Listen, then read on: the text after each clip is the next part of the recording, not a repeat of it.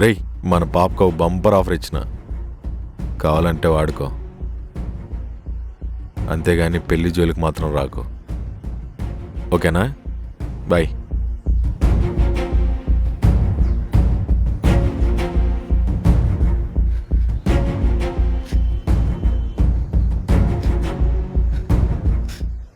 ఏంట్రత్నా, వాడేదో ఆఫర్ ఇచ్చాడంట, తీసుకుందామా? రే ఏం మాట్లాడుతున్నారా? వావ్, నా మీద కోపం వస్తుంది, మరి వాడి మీద రావట్లేదా? వస్తుందిరా, కానీ చూపించలేకపోతున్నా. రత్న, మనమిద్దరం పెళ్లి చేసుకొని ఒక మంచి ఇల్లు, ఇద్దరు పిల్లలు, ఆ లైఫ్ బాగుంటుంది కదా? బాగుంటది కానీ ఎలా? ఎలా అంటే ఎలా రత్న? నువ్వు మిర్చి పంట పెట్టి చాలా మంది అమ్మాయిలకు ఇలా అయితే ఇన్స్పిరేషన్ అయ్యావో, చైల్డ్ అబ్యూస్కి గురైన ప్రతి అమ్మాయికి నువ్వు ఇన్స్పిరేషన్ అవ్వాలి.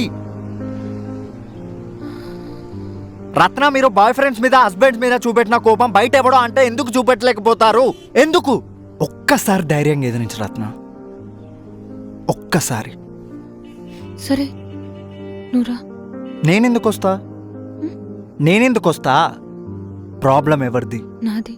ఎవరు సాల్వ్ చేసుకోవాలి? నేను. వెళ్ళు. ఇప్పుడు నేను రావడం అలవాటైతే ఎప్పటికి ఒక్కదాన్ని ఎదిరించలేవు.